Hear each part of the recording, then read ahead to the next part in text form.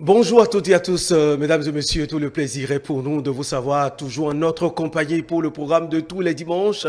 Dimanche, c'est politique et à présent, nous sommes à la rubrique Le Duel. Le 20 décembre dernier, le président de la République, Patrice Talon, était devant la représentation nationale pour le présenter selon la Constitution, les dispositions de la Constitution, l'état de la nation pour l'année 2024. 23 minutes ont suffi au président de la République pour présenter les efforts accomplis par tous depuis 2016 et surtout au cours de l'année qui s'achève 2024. Des efforts qui ont permis au Bénin de se hisser au rang de pays véritablement en voie de développement. Un discours qui fait couler beaucoup d'encre et de salive. Et nous y sommes encore ce dimanche matin sur le plateau du duel avec nos dualistes qui sont présents. Et je commence par notre ami, M. Innocent Lokonon. Bonjour, M. Lokonon. Bonjour, M. Tedoussa. Merci d'être au rendez-vous. Voilà, je rappelle que vous êtes vice-président du parti, le Mouvement populaire pour la libération MPL. Merci d'être là. Et en face de vous, Mathieu Coco. Bonjour, Mathieu. Bonjour, Théodule. Merci d'être là. Merci de m'avoir invité aussi. Et je vous souhaite heureuse année par anticipation. Merci. Voilà. Je rappelle, mesdames et messieurs, que Mathieu Coco est membre du parti l'Union progressiste pour l'Union progressiste, le renouveau UPR. Et voilà, c'est avec ces deux personnalités que nous allons donc discuter ce matin du discours du chef de l'État et surtout aborder trois volets: le social, le capital humain et le volet politique qui nous interroger. Certainement, à la fin de ces échanges, le Bénin est-il en marche? Nous aurons la réponse. Et ma première question ce matin, c'est bien sûr à l'endroit de Innocent Lokonon. Vous avez suivi, Monsieur Lokonon, le discours du président de la République ce 20 décembre. Alors, est-ce que, véritablement, en toute honnêteté, est-ce que ce discours vous a rassuré? Ok, merci monsieur le journaliste. Je salue les téléspectateurs qui nous suivent depuis chez eux. Et effectivement, le 20 décembre dernier, le chef de l'État était devant l'Assemblée nationale et où il a dit son discours sur l'état de la nation. Et je souhaiterais vous renvoyer au communiqué du parti MPL et que nous avions sorti suite à ce discours-là. Et nous nous sommes indignés parce que c'est un discours empreint d'une autosatisfaction où le chef de l'État était allé parler de lui, de son Bénin, sans parler des Béninois, où le chef de l'État, dans un déni total, a oublié les Béninois. A oublié les Béninois et comme si ceux-là n'existaient pas, parce que dans ce discours-là, comme on l'a dit dans notre communiqué, et les problèmes que vivent nos Béninois, les réalités que vivent nos frères et sœurs béninois n'ont pas été abordées par le chef de l'État. Et ça nous a indignés parce que nous estimions qu'un président de la République qui vient devant l'Assemblée nationale, qui vient devant le peuple, eh bien, doit s'adresser à son peuple-là. Mais nous avions constaté que le chef de l'État s'est adressé plutôt à ses militants, à ses élus. Il était venu en tant que chef de parti politique et non en tant que chef de l'État. Et nous avions trouvé ce discours très clivant et il n'est pas acceptable qu'un chef de l'État ne puisse pas s'adresser à ses concitoyens, mais plutôt venir et parler de lui, de son Bénin à lui qui n'existe que pour ses militants. Oui, en quoi le chef de l'État, avant de m'orienter vers M. Mathieu Coco, en quoi le chef de l'État ne s'est pas adressé aux Béninois? Il n'est pas venu parler du Bénin, mais de son Bénin. Et comme j'aime le dire, vous savez, nous sommes à la veille de la fête de fin d'année et beaucoup de Béninois vivent d'énormes difficultés actuellement. Et parce qu'ils sont frappés par la cherté de la vie. Et nous n'avions pas entendu le chef de l'État aborder ce point-là. Aucune mesure, aucune décision n'a été prise pour pouvoir pallier à ce problème-là. Et les populations difficilement arrivent à joindre les deux bouts. Difficilement arrivent à s'en sortir, mais nous avions observé que le président de la République a parlé de tout, de son Bénin, mais n'a pas parlé des Béninois. Et c'est ce que nous avions déploré. Et parce que moi, comme d'autres Béninois, eh bien, nous ne nous sommes pas retrouvés dans ce discours-là. Très bien. Voilà. Mathieu Coco, vous avez suivi notre ami Innocent Lokono dans son premier développement. Il dit ne pas, au nom de son parti, et le parti donc, MPL ne s'est pas retrouvé dans le discours du chef de l'État, que le président de la République est venu parler de son Bénin, et il ne s'est pas adressé aux Béninois. Qu'en dites-vous? Merci beaucoup Théodule. Je ne sais vraiment pas par où commencer, mais je vais commencer quand même.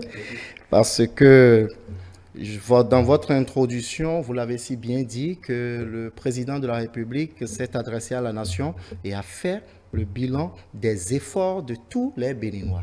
Et moi, je pense que tous ceux qui se sentent béninois et tous ceux qui pensent avoir contribué à tout ce qui a été fait dans l'année 2024 doivent pouvoir savoir que, bon, j'ai contribué à ça et on l'a dit. Mais ceux qui n'ont vraiment pas fourni d'efforts pour que cela se réalise, pour que le Bénin soit là où c'est aujourd'hui, peuvent s'en soustraire.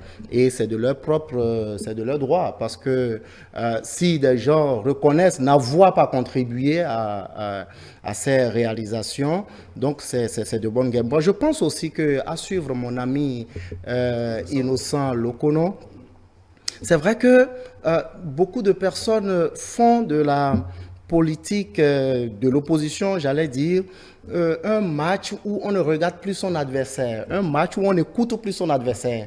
Dire que le chef de l'État n'a pas parlé de la cherté de la vie, c'est de ne l'avoir pas suivi. Parce que le chef de l'État a bien parlé de la cherté de la vie, comme il a parlé aussi du terrorisme, qui sont en réalité les deux aspects sur lesquels lui-même se dit n'est pas encore satisfait. Et il a dit devant les élus, je crois qu'il faut l'écouter, il faut suivre. Mais ne pas suivre permet de venir sur un plateau de télévision pour dire oui, il n'a pas parlé de cherté. Moi, pour parler de mon appréciation par rapport à ce discours, je dirais que le président de la République a 3 niveaux de son adresse. D'abord, les points d'insatisfaction qu'il a évoqués, qui sont en réalité le terrorisme qui sévit dans notre pays et que nous n'avons pas réussi encore à repousser loin de nos frontières, et avec la promesse de ce que les acquisitions en cours nous permettront en réalité de le repousser définitivement. Il a parlé aussi de son insatisfaction face à la cherté de la vie et que les solutions en cours n'arrivent pas encore à éteindre cela entièrement et que le travail va se poursuivre pour que les Béninois puissent vivre comme il le souhaite.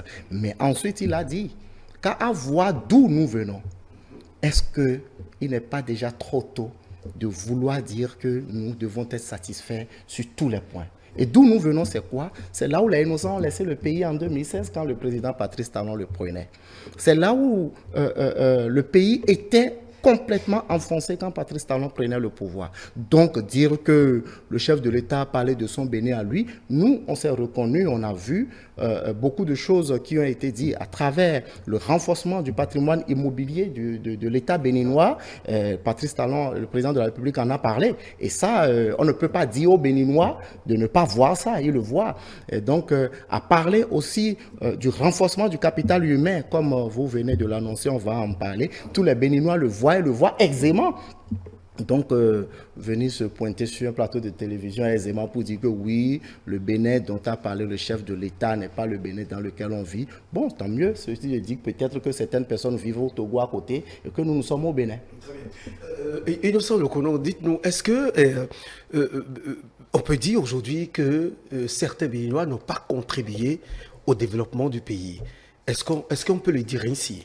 Merci, M. Théodule. Ça me permet de rebondir par rapport sur l'intervention de mon vis-à-vis. Oui, mais tous les Béninois, Monsieur Coco, voilà, tous les Béninois ont contribué. Et depuis 8 ans, tous les Béninois, sans exception, contribuent. Directement. Oui, non. Oui, laissez-moi finir. Tous les Béninois ont contribué, ils continuent de contribuer, mais ils ne se retrouvent pas dans cet effort-là, dans ce sacrifice qui est consenti tous les jours. C'est de ça qu'il s'agit. Il me dit qu'il a parlé de la cherté de la vie.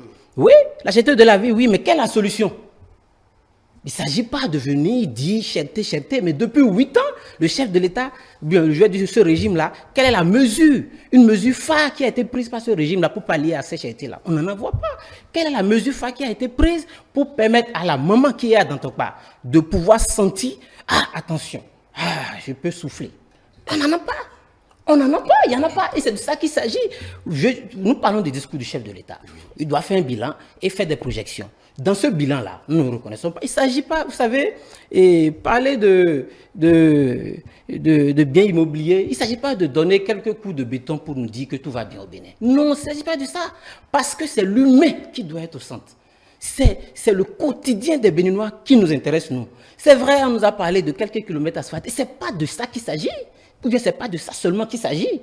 Il s'agit du Béninois lambda, du citoyen qui contribue. Alors, en retour, qu'est-ce qu'il ressent? Il ne ressent rien, c'est ce que nous disons. Le chef de l'État, nous avions compris qu'il était dans une sorte d'aquarium qui ne lui permet pas de voir la réalité. Pour nous, nous pensons que le chef de l'État doit sortir. Il doit aller vers les Béninois. Jusqu'à présent... Il y a eu la reddition de la tournée de... Oui, mais ce n'est pas le chef... Non, il faut qu'il aille. Des 16 envoyés étaient sur le terrain. Ah oui, vous avez dit 16 envoyés. Nous souhaitons que lui-même qui descende sur le terrain, qu'il aille voir. Qui vous dit peut-être qu'il ne le fait pas? Oui, mais ok. Nous pensons que si c'était effectivement fait, une solution aurait été prise parce que ça l'aurait forcément touché. Moi, j'invite le chef de l'État à descendre, à aller vers nos moments d'Adjon chez moi ou bien de celle de Karim Maman pour voir comment est-ce qu'elle passe leur quotidien. Ça va forcément, je suis sûr, je parie que ça va agir sur beaucoup de choses et il va revoir certaines choses. Et qui sort de cette bulle-là, de cet aquarium-là, pour aller au contact des Béninois, ça va lui permettre de comprendre parce que jusqu'à les Béninois, comme l'a dit quelqu'un, ils ont l'impression qu'on dirige les Béninois, mais sans passer à eux. Et ça, ce n'est pas acceptable. Oui, on a un président, mais est-ce qu'il pense à nous? Il dit qu'il pense au Bénin. Il pense au Bénin et les Béninois. Il faut qu'ils pensent aux Béninois. Il faut qu'ils pensent aux problèmes, aux réalités. Récemment, des gens ont été licenciés à la Sojima. Mais il faut que le chef de l'État prenne une mesure pour pouvoir prendre un moratoire par rapport à cela. Récemment, et nous avions vu que le reversement qui avait été promis aux AME n'a pas été fait, n'a pas été respecté. Jusque-là, nous sommes aujourd'hui. Il faut que le chef de l'État aille au-delà sur le plan social. C'est de ça qu'il s'agit. Et nous voulons des mesures phares. Oui, il y avait des erreurs qu'il fallait corriger. Mais ces erreurs-là, on ne peut pas les corriger en mettant de côté l'humain. On ne peut pas les corriger en disant, bon, les Béninois, bon, asseyez-vous là-bas d'abord. Nous, on va faire on va asphalter nos routes, on va construire nos statues, et après, on viendra vous. Non, ce n'est pas de ça. Nous, au niveau du MPL, nous pensons que l'humain doit revenir au centre de la politique de ce régime-là. Et sinon, ce n'est pas la peine. Vous avez parlé tantôt de l'humain, monsieur Lokono, mais au regard de tout ce qui est fait jusqu'aujourd'hui, même du social dont vous parlez, je prends l'exemple de nos moments dont vous parlez aujourd'hui, même ceux qui ont été cassés il y a des marchés qui sont construits aujourd'hui et des gens sont installés dans ces marchés-là suffisamment, presque tout le monde, et il reste encore des places et des compartiments qui ne sont pas encore exploités. Ne voyez-vous pas ça Oui, effectivement, c'est bien, ces marchés-là, c'est bien, nous avons vu ça. Mais ce n'est pas que ça. Ce n'est pas que ça qui va régler le problème des Béninois. Parce que combien de nos mamans sont dans les marchés? Faites le calcul. Et à peine vous aurez 1000. Nous pensons, c'est vrai, c'est déjà un acte, c'est déjà un acquis, c'est bien. Mais qu'il faut aller... Que vous appréciez au MPL? Non, il ne s'agit pas d'apprécier ou pas, c'est un fait, nous avions constaté cela, mais que nous pensons qu'il faut aller au-delà de ça. Il ne s'agit pas de créer des marchés dont on ignore le coût et venir nous dire que voilà, parce que nos mamans sont dedans, elles sont installées, même s'il y a certaines qui n'ont pas pu trouver de place, et nous pensons qu'il faut penser à cette dame-là, à d'autres femmes qui n'ont pas pu être installées, voilà, qu'il faut penser à eux, trouver une mesure pour pouvoir les permettre de continuer à vendre et à subvenir à leurs besoins. Donc, oui, effectivement, il y a eu ça, mais ce n'est pas que ça. Il faut aller au-delà de ça. Il faut penser, mais écoutez, sur les 12 millions ou bien 13 millions de Béninois que nous sommes, mais le Bénin ne peut pas se résumer seulement à ce groupe de femmes qui sont dans les marchés. Non, nous avons des jeunes, nous avons des femmes, nous avons des hommes. Il faut penser à tout cela. Et ça, il faut une politique globale qui prenne en compte tout ceci. Il ne s'agit pas de venir dire, bon voilà, parce qu'il y a ceci, c'est bon déjà. Non, non, non, non. Il faut aller d'une façon radicale pour pouvoir trouver une solution. Monsieur Coco Mathieu, est-ce que, dites-nous véritablement, depuis 2016, est-ce que le Béninois mange véritablement à sa faim? Est-ce que vous pensez que le président de la République n'a vraiment pas pris le social en charge? Alors qu'il y en est passé, nous avons parlé du hautement social. Avant de revenir à cette question du social par le régime du président Patrice Talon, je reconnais en face de moi ce que nous avons toujours entendu et ce que nous avons toujours déploré. C'est un groupe de personnes qui dit tout sans rien proposer. C'est un groupe de personnes qui dit tout sans nous dire concrètement ce qu'il faut faire. Ils nous disent que oui, il y a des erreurs dans le passé. J'ai noté ça dans ce que M. Lokono a dit. Il y a des erreurs dans le passé. Mais permettez-moi. Oui, oui, comme il y en a actuellement. Quelle était la profondeur de ces erreurs? Jusqu'où ces erreurs nous ont plongés? Comment faire pour remonter à la surface? C'est d'abord ça qu'il faut régler. Parce qu'on ne peut rien régler si on ne remonte à la surface. On ne peut rien régler si notre voix ne porte pas dans le Conseil des Nations.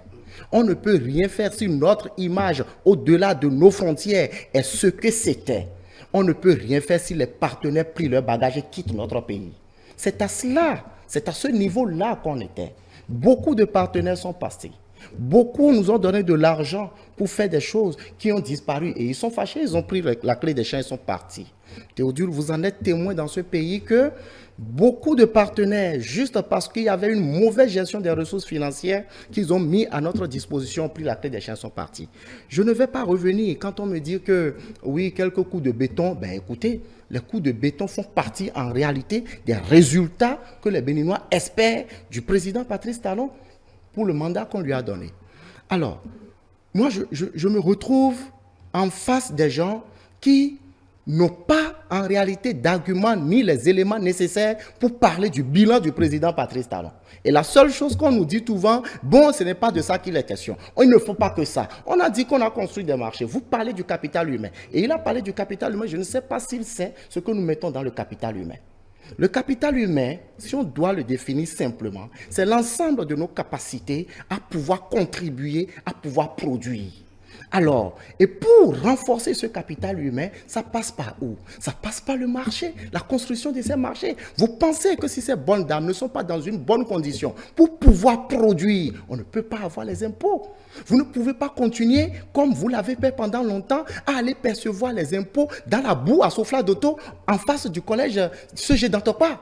Vous ne pouvez pas continuer à faire ça, alors qu'elles souffrent, alors qu'elles sont dans l'insalubrité, mais vous allez leur prendre des impôts dans ça. Alors, on ne peut pas dire qu'on veut renforcer le capital humain et dire que les enfants qui vont à l'école, dont les cantines scolaires impactent. Monsieur Lokono, soyez honnête. Même si vos enfants ne bénéficient pas des cantines scolaires, vous savez, vos parents, des Béninois dont les enfants bénéficient de cette cantine scolaire, et quand vous venez ici gaillardement pour dire, oui, ce n'est pas de ça qu'il est question quand on parle du social, je suis désolé. Le social dont vous voulez quoi? Parce que le social que vous avez fait pendant 10 ans, c'était le social où il faut distribuer 2000 à chaque Béninois chaque week-end. C'est de ce social-là que vous voulez encore? C'est un passé honteux auquel il ne faut plus repartir.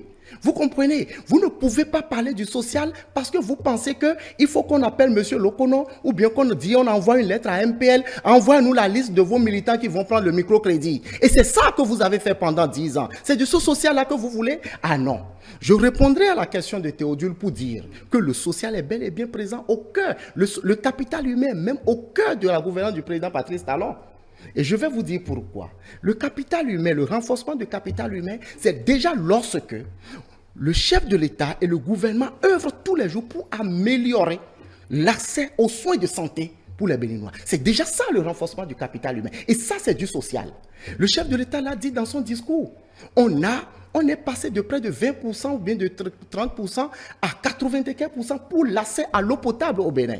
On nous a toujours dit qu'on ne peut pas mettre de l'eau potable dans les collines dans ce pays. Mais aujourd'hui, c'est devenu une réalité. Reconnaissez-le. Parce que celui à qui vous donnez de l'eau, c'est déjà du social. Mais lorsque vous dites que on n'a pas le social, moi je retrouve ça et puis je ris tout simplement. Le tourisme Ce que le tourisme apporte, c'est beaucoup plus que de l'emploi.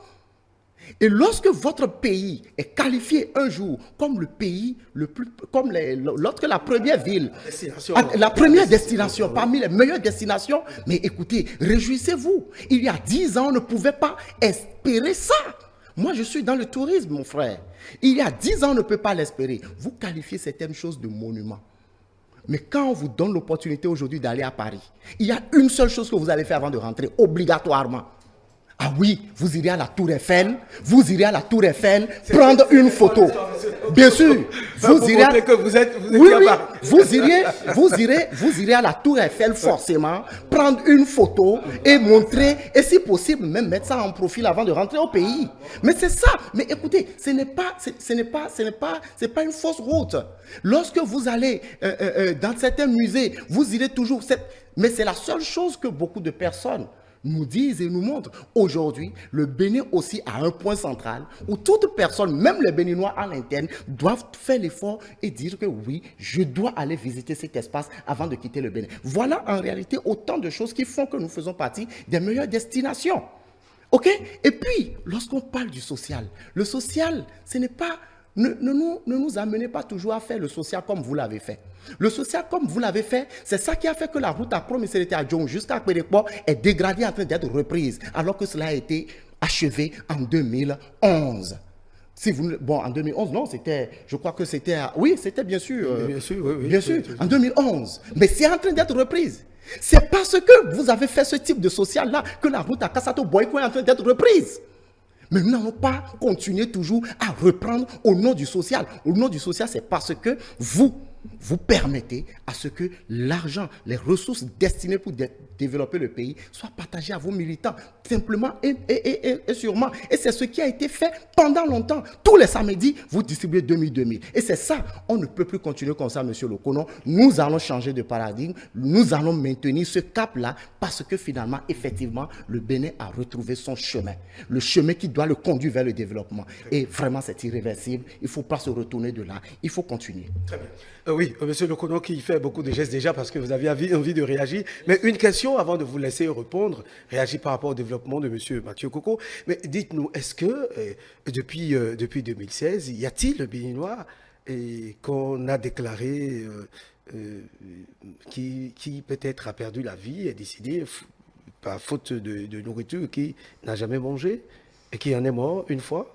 En fait, c'est une question que je pose. Oui, mais moi j'espère qu'on ne va pas en arriver là.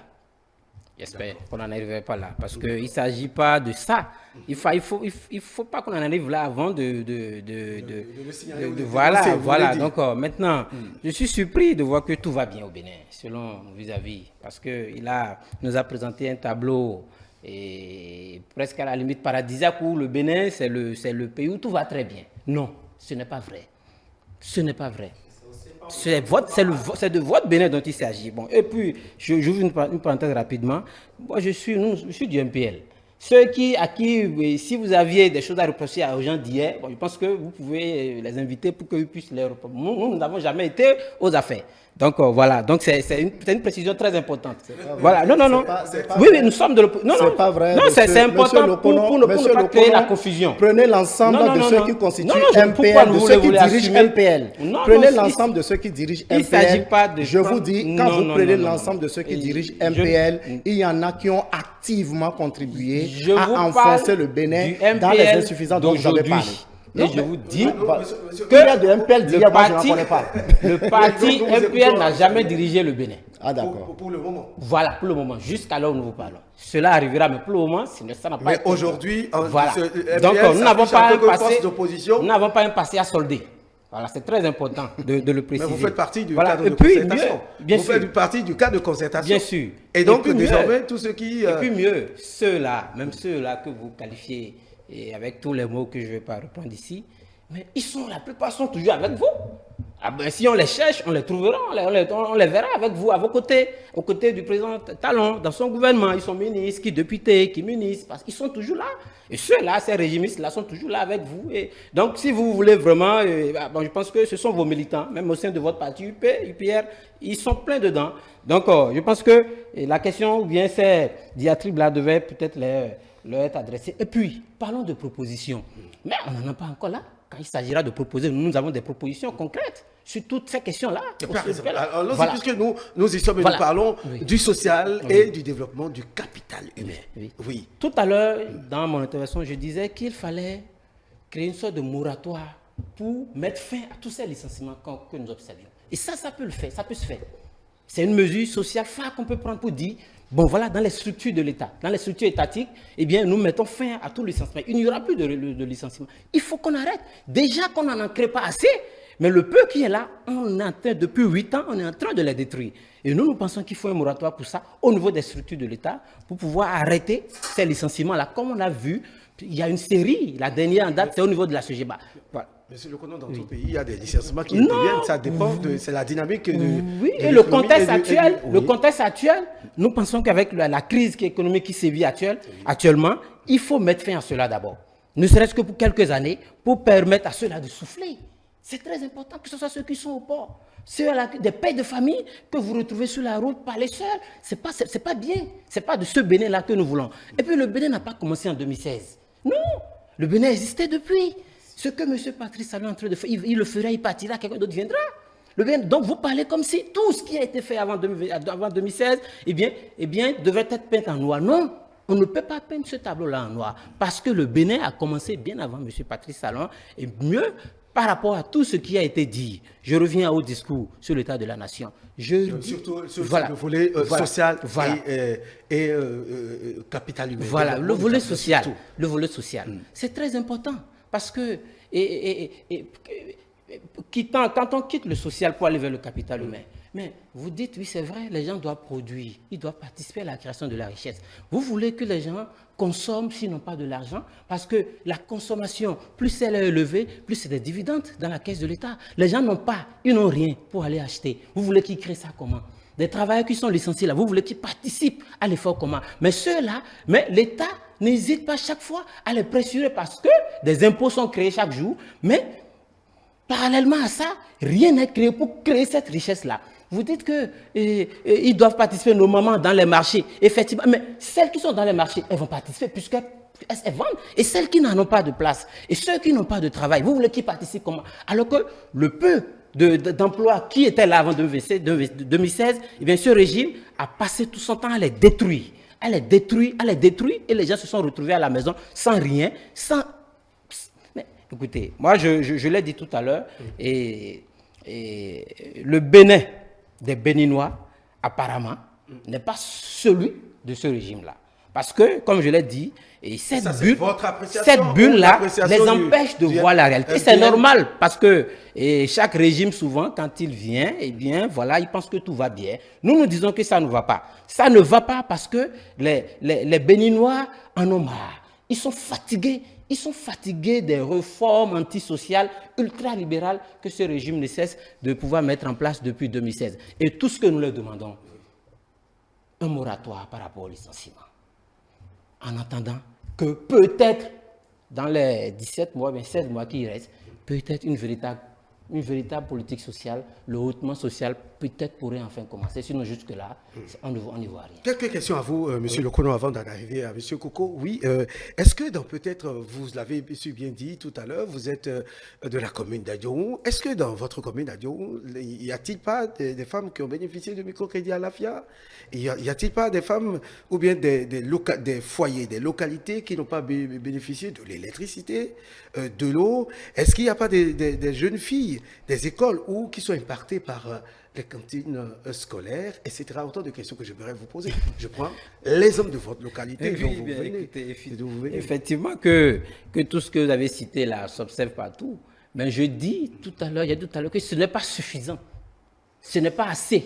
Quand vous dites, par exemple, parlant d'électricité, il y a encore beaucoup de zones dans la commune, beaucoup de villages dans la commune d'Adioum qui n'ont pas accès à l'eau potable. Par exemple, parce que le Bénin ne se limite pas à Adioum, c'est un exemple que nous donnons. Oui, un exemple que nous donnons. Oui. Moi, dans mon village, nous n'avons pas de l'eau potable. Moi, je n'ai pas de l'eau potable, je n'ai pas d'électricité. Pourtant, c'est à quelques kilomètres de Porte-Novo. Il y en a, c'est pareil pour d'autres villages de la vallée de Lemay. Et puis pour d'autres, puisque nous ne parlons pas seulement de la vallée, nous parlons de tout le Bénin, c'est pareil. Moi, je viens du Zou, de Didja actuellement, le village dans lequel j'étais. un arrondissement de Didia, eh bien, il n'y a pas de l'eau potable. Il n'y a pas de l'eau potable. C'est vrai que ce n'est pas en 8 ans que tout peut être fait, mais nous disons à ce régime-là que si, depuis 2016, il y avait une politique, une forte politique avec des mesures sociales, eh bien, ça allait davantage impacter les Béninois. Mais ce qui n'a pas été fait, ils ont été mis de côté parce que le régime a assumé son caractère ultra-libéral avec des mesures antisociales, avec des licenciements, des économies par-ci, par-là, et on a pressuré les gens, et ça a fait que les Béninois aujourd'hui ne se sont pas, ne se retrouvent pas dans cette politique-là. Je le dis, ils ne se retrouvent pas. Nous, nous sommes avec eux. Nous échangeons tous les jours avec eux. Nous parlons avec eux. Eux, c'est normal puisqu'ils ont la tête dans le guidon, donc ils ne savent pas ce qui se passe. Et donc, nous attirons leur attention sur ça. Et vivement qu'ils prennent ça en compte. Oui, monsieur Mathieu Koko, le président de la République a parlé, et d'ailleurs les ministres ont anticipé lors de les différentes émissions bilan que nous avons suivies. Il y a le projet H, il y a autant de projets qui vont à l'endroit de la population. Et surtout, le tout dernier, c'est le projet de la supplémentarité nutritionnelle à l'endroit des enfants, les 1000 premiers jours, les 1000 premiers jours où le gouvernement se donne le devoir de prendre en charge les enfants, les femmes, etc. Mais n'est-ce pas là un aspect du social? Développement, quand on parle de développement ou le capital humain, c'est pas là, n'est-ce pas là que ça démarre quelque part? Merci beaucoup, Théodule. Je ne reconnais vraiment pas que le Bénin soit aussi mauvais comme on est en train de le décrire. Vous avez oublié de dire que ce supplément alimentaire induit en même temps la gratuité de la consultation prénatale, parce que c'est à partir de cela qu'il faut que comment appelle-t-on, le nouveau-né puisse bénéficier de ces 1000 premiers jours dont on parle. Et surtout, lorsqu'on parle du social, je continue toujours de croire que mon ami Lokono a toujours la nostalgie de la distribution des 2000 francs par samedi. Parce que pour eux, non, bien sûr, parce que le monsieur m'a dit qu'on observe partout vraiment l'accessibilité équitable au microcrédit, qui n'est plus la liste que chaque parti envoie pour qu'on attribue le microcrédit à ses militants. Il vient de me le dire quand tu lui as posé la question. Le monsieur a dit ici et tout de suite que les cantines scolaires sont observées partout. Le monsieur nous a dit aussi que l'électricité et l'accès à l'eau, que ça s'observe partout, mais que ce n'est pas suffisant. Bien, maintenant, ils disent qu'il n'y a pas le social.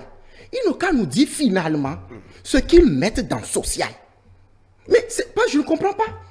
Le social ne peut pas continuer à être la distribution chaque samedi, ou bien les marches de soutien, les marches de tout, qui permettaient en réalité de dilapider les ressources qui sont réservées. Il ne vous a pas dit, par exemple, que la route Miserete, Dangbo, Adjon, Pérépola, dont les ressources ont été dilapidées et puis on n'a eu que des gravats qui se sont détériorés, que la route est reprise et que bientôt quand il rentre au village, il roule bien. Mais c'est aussi du social, monsieur. Et à partir de ce moment, je ne sais pas. Moi, je crois que ce qui est en train d'être fait n'est pas forcément suffisant. Et le chef de l'État l'a reconnu dans son discours. Il a bien dit qu'il y a des points d'insatisfaction et il les a énumérés. Il a énuméré l'aspect du terrorisme et il a énuméré la cherté de la vie. Il a dit que sur ces 2 points, il n'a pas encore atteint son objectif, mais que le gouvernement va travailler pour que cela s'améliore. Mais je ne sais pas, quand on se retrouve chaque fois, on parle du social. Moi, je crois que dès lors que 90% des enfants qui quittent leur maison pour aller à l'école n'ont pas peur, les parents n'ont pas peur de ce que est-ce que mon enfant va pouvoir manger avant de rentrer. Ils ont droit à un repas chaud par jour avant de rentrer chez eux. C'est très important. Nous sommes un modèle dans ce domaine-là, M. Lokono. Et les pays voisins, d'autres viennent s'inspirer de ce que nous faisons. Et sur ce point-là, reconnaissons-le. Dites félicitations au président de la République pour dire que ça, au moins, franchement, vous l'avez fait. Mais lorsque nous sommes aujourd'hui un pays où l'accès aux soins de santé pour les enfants, les nouveaux-nés, pour les 1000 premiers jours, leur complément nutritionnel, comme l'a dit Théodule tout à l'heure, c'est devenu une réalité dans notre pays. Mais dites-le, parce que le social, si vous pensez que le social, c'est de renforcer ceux qui sont appelés peut-être entre griffes, boss, qui doivent en avoir pour pouvoir redonner en bas, c'est faux, ce n'est pas du ça le social. Si vous pensez que le social, c'est de continuer toujours à faire du lacisme dans la gestion des ressources de notre pays pour que d'autres puissent en profiter pour aller redistribuer, c'est faux, ce n'est pas ça le social. C'est ça que vous avez fait pendant 10 ans, avant 2016. Et c'est ça qui a contribué à mettre notre école dans cet état. C'est ça qui a fait que le système de santé de notre pays était dans cet état-là. C'est ça qui a fait qu'on était obligé de reconstruire même les routes qui ont été construites il y a 5 ans.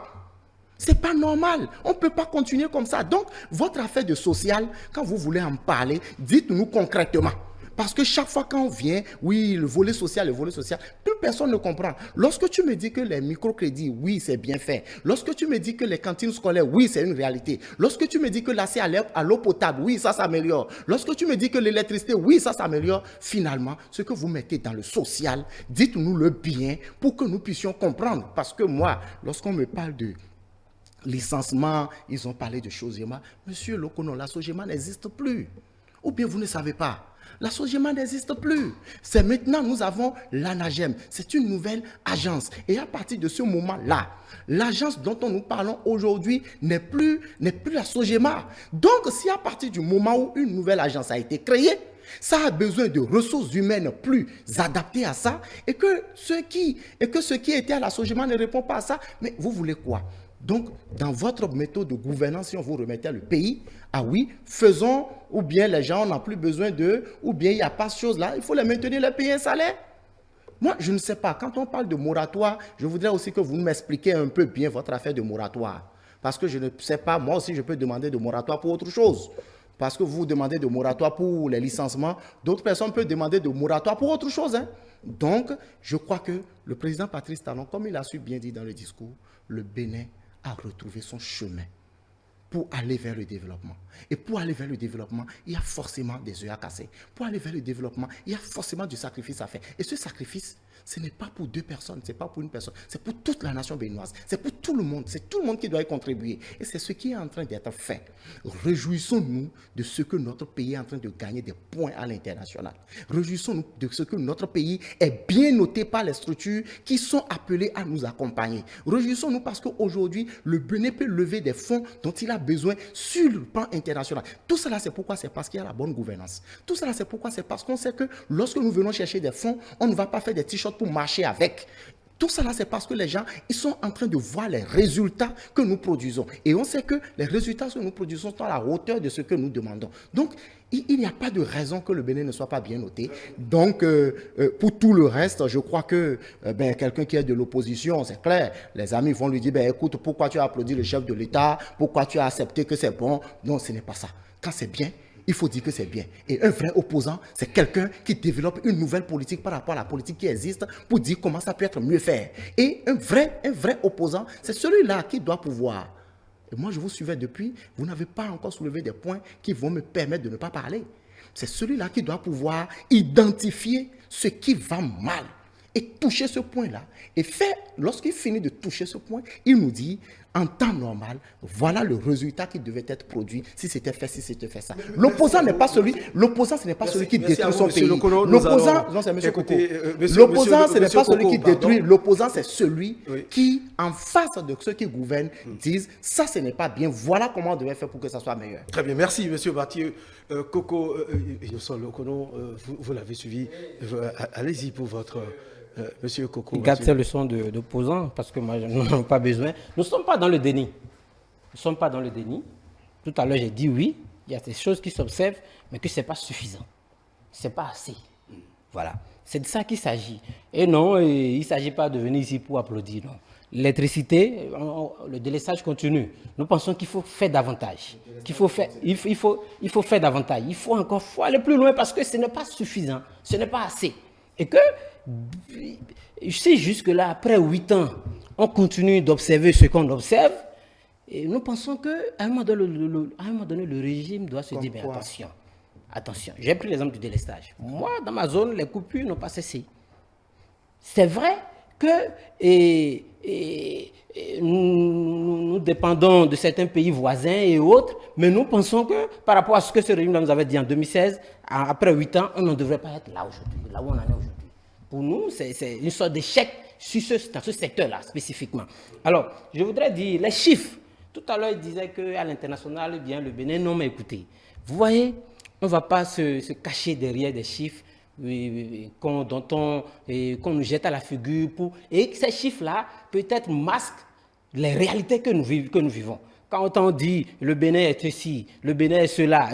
Mais quand vous descendez vous descendez sur le terrain, qu'est-ce que vous remarquez? Moi, vous savez, tout à l'heure, je disais que je ne suis pas dans le déni. Je comprends votre posture, votre position. Vous défendez le régime qui est en place, mais de façon sincère. Est-ce que dans votre quartier, dans votre entourage, vous n'avez pas des jeunes qui ne s'en sortent pas? Sûrement, peut-être que vous ne vivez pas dans le même Bénin que nous, parce que vous devez en avoir. Vous n'avez pas des pères de famille qui ont été licenciés? Vous n'avez pas des dames, ou bien des petits, des enfants qui n'arrivent pas à manger? Après 8 ans, on en est encore là. Et oui, si le chef de l'État a reconnu et puis le thème hautement social est sorti et est apparu, c'est qu'il y avait un problème. Et ça, c'est grâce à nos dénonciations. Et nous allons chaque fois dénoncer pour que le chef de l'État, pour que ces militants qui l'entourent, qui l'empêchent de voir la réalité, qu'ils puissent savoir que, attention, tous ceux qui, avec des vuvuzelas, nous disent que tout va bien là, attention, ce n'est pas le cas.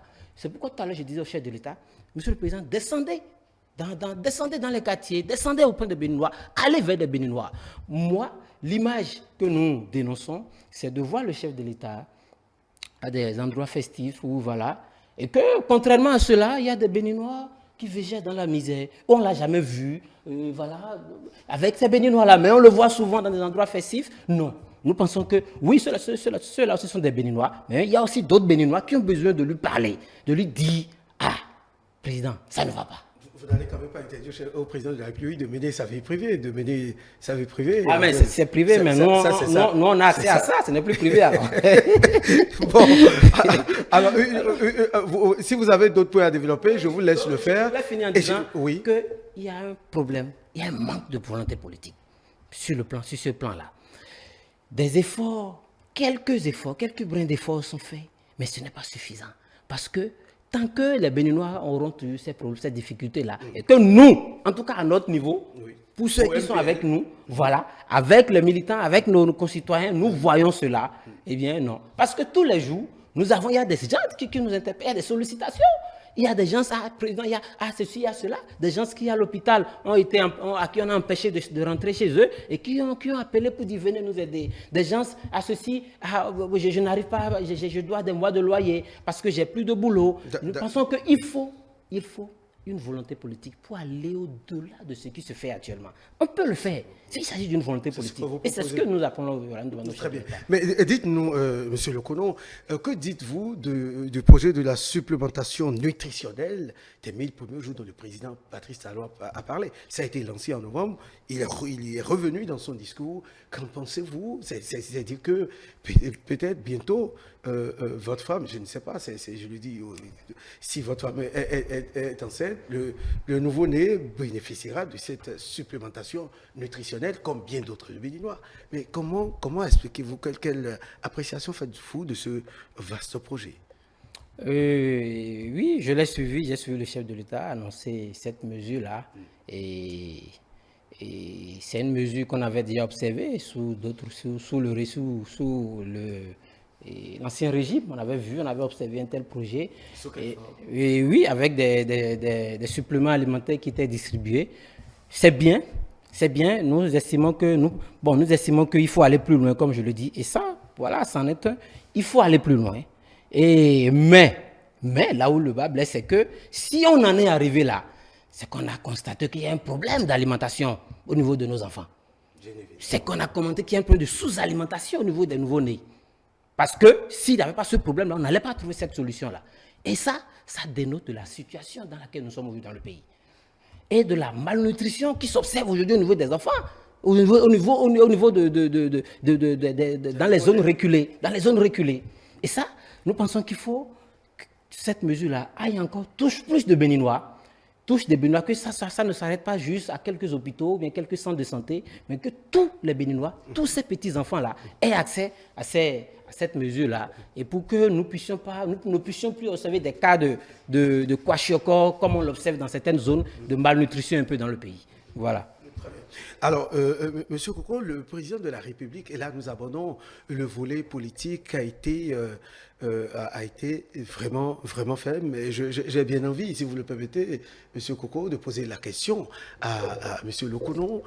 Oui, le chef de l'État parlant du volet politique, il n'y est pas trop attardé, mais en peu de mots, en quelques phrases, il a dit l'essentiel, le volet politique qu'il a abordé dans sa chute. Comment est-ce que vous interprétez ça?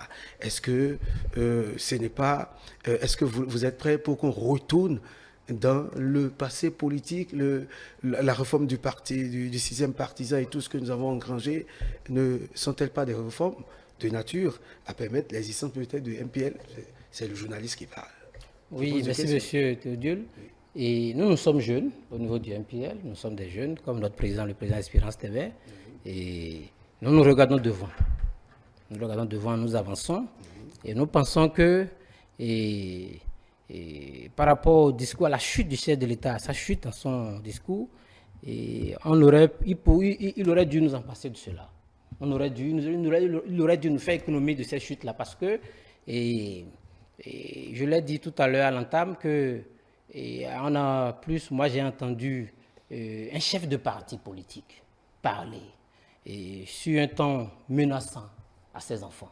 Et ce qui ne devrait pas être le cas pour le président de la République. Parce que, oui, des réformes ont été faites, mais au prix d'énormes sacrifices. Depuis 2016 que ce régime est là. Vous l'avez observé, à chaque élection des problèmes. Nous, les Béninois, le savent. À chaque élection des problèmes. Parce que ces mesures, ces réformes-là, déjà, dès le départ, portent en elles des gemmes d'exclusion. Des gemmes d'exclusion qui font que les gens ne se retrouvent pas dedans.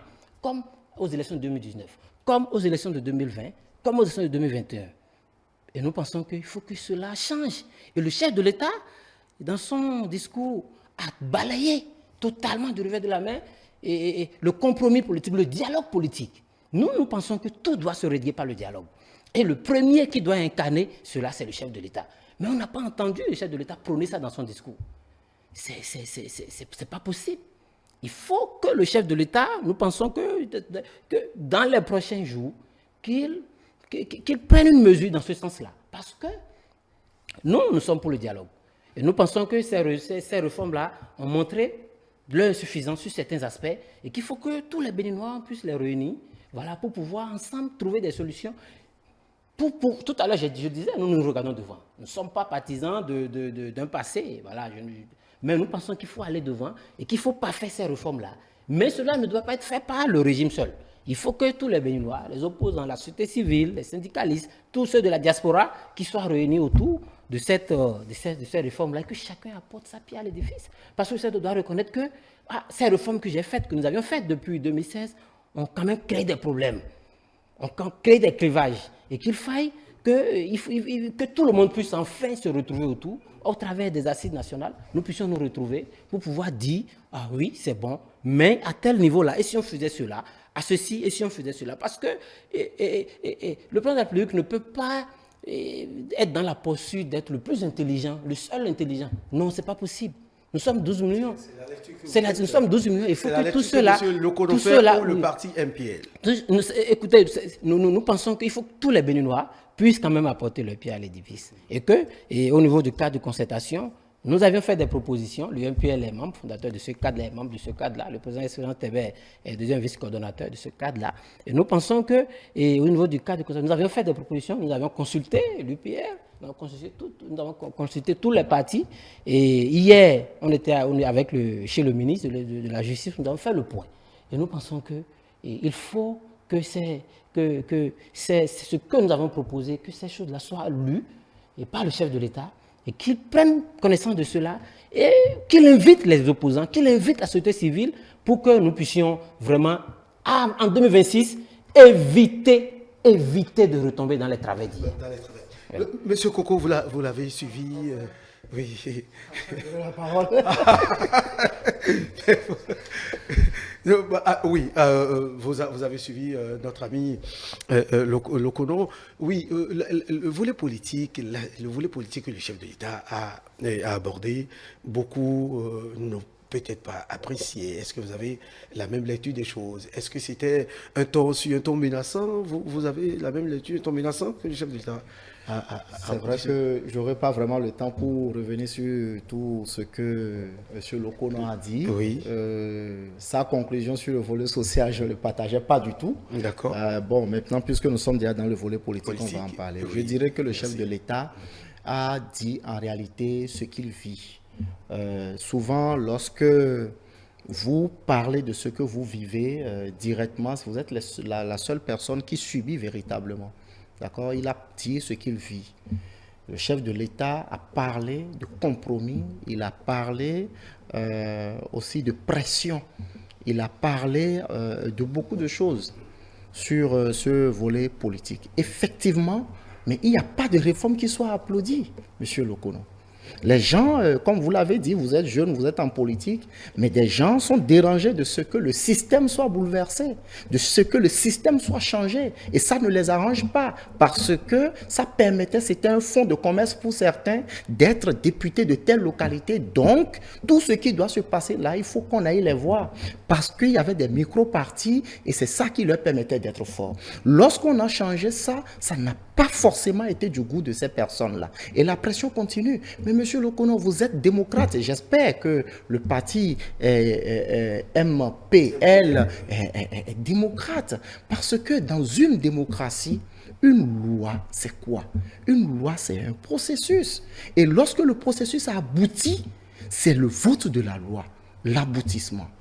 Et après ça, ça passe par le contrôle de conformité et la promulgation. Lorsqu'une loi est votée, et raison de plus, une loi votée dans un parlement composé et d'opposants et de mouvanciers. Mais qui a parlé? C'est le peuple qui a parlé. Et après, ce peuple a parlé. D'autres personnes disent que non, ce n'est pas bon, c'est exclusion, c'est d'érosion. Moi, je me demande quand est-ce qu'il faut vraiment qu'on se reconnaisse lorsque nous sommes en face de ces genres de situations. Vous savez, un célèbre président dans ce pays a dit, le pouvoir, c'est comme un boubou. Et lorsque l'autre porte ce boubou, tout ce que vous jetez contre le boubou, là, ça reste là-dessus. Lorsqu'il va l'enlever, si par malheur c'est vous qui devez le porter encore, vous allez porter un boubou sale. C'est un pays, c'est une république. Et nous avons opté depuis 1990 pour le système démocratique. Et puisque c'est ça, lorsque le Parlement vote une loi, je ne pense pas que c'est un prêtre qui va dire que c'est mauvais. Je ne pense pas que c'est un roi qui va dire que c'est mauvais. Et je ne pense pas non plus que c'est une société, soit civile ou autre, qui va dire que la loi est mauvaise. La loi votée au Parlement, c'est votée par tout le peuple. Arrêtons ça, s'il vous plaît. Monsieur Lokono innocent, est-ce que le Bénin est quand même en marche? Est-ce que le Bénin aujourd'hui est en marche? En 30 secondes suffisent pour que vous apportiez. Vous regardez droit dans la caméra, vous adressez aux Béninois qui vous suivent. Je voudrais dire à ces Béninois-là de tenir à ces Béninois qui sont courbés, qui sont accroupis, qui n'arrivent plus à se tenir debout, je voudrais leur dire que l'espoir est permis. Parce que le Bénin que nous avons espéré en 2016, ben, nous ne l'avions pas. Nous ne l'avons pas vu. Nous avons vu un autre Bénin. Nous avons vu un Bénin du président Patrice Talon, mais pas un Bénin des Béninois. Et nous espérons qu'avant la fin de son second et dernier mandat, eh bien, il va enfin penser aux Béninois. Mais gardez espoir, ne perdez pas espoir parce que 2026, eh bien, l'espoir sera retrouvé. Merci pour votre conclusion, M. Mathieu Coco.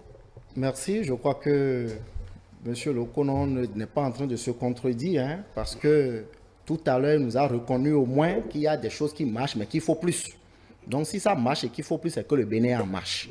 Et moi, je crois véritablement que le Bénin est en marche. Et comme l'a dit le chef de l'État, depuis bientôt 9 ans, nous avons vraiment retrouvé le chemin de notre développement. Les Béninois, tant que c'est difficile, sont en train de s'habituer à beaucoup de choses qui sont difficiles, qui sont aujourd'hui qu'on ne peut plus appeler quelqu'un pour dire que oui, interviens pour moi, ainsi de suite. On est en train de s'habituer à bénéficier des fruits de nos propres efforts et ne pas forcément attendre des faveurs. Et je crois que sur ce point, le Bénin est en marche et c'est les pauvres comme nous qui doivent s'en réjouir parce que on ne va plus subir le dictat de ceux-là qui pensent être les tout-puissants.